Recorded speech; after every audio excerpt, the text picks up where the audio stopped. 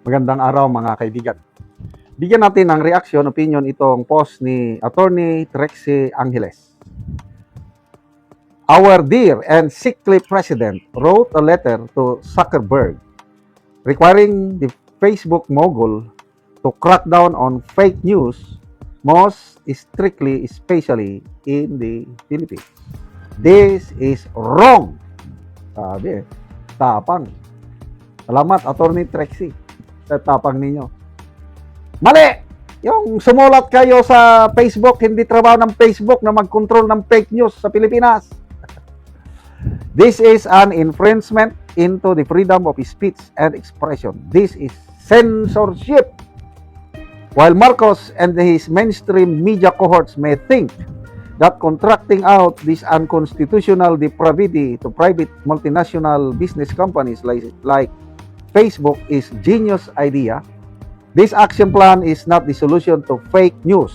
This will not work. Agree ako. Yung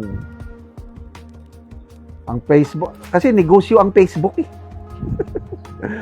The more na, nag-post, nag-interact, kumikita ang Facebook, Meta dyan, tapos i-control.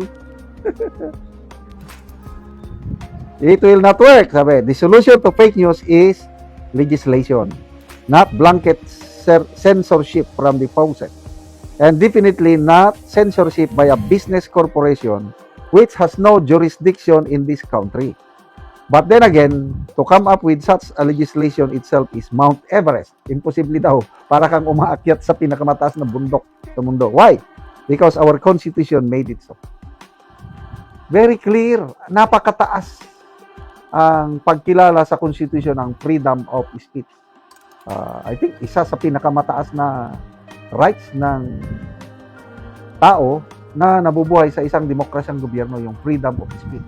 So paano may i-legislate yan? Imposible. Dahil pinapayagan sa Constitution yung freedom of speech.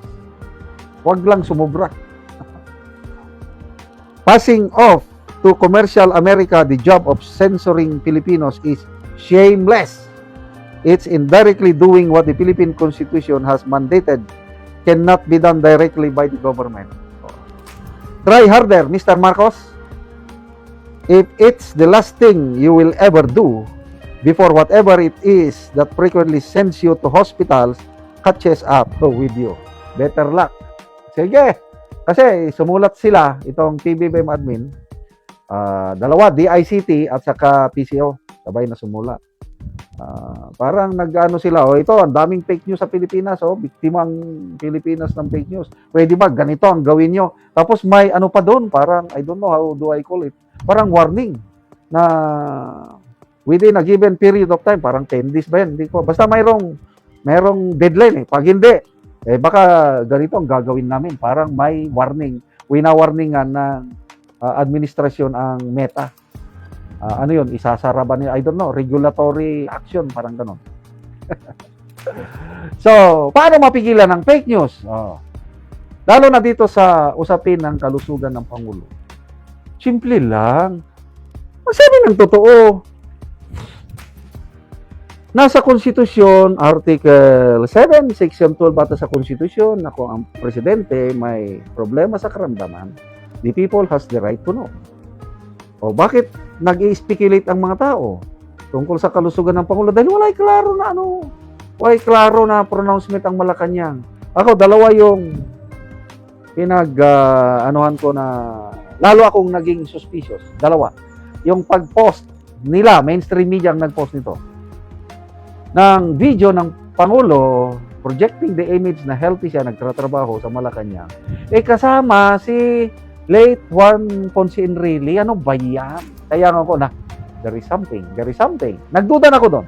Tapos may isa pang posted picture. I don't know kung sinong nag-post noon. Nagtatrabaho ang Pangulo.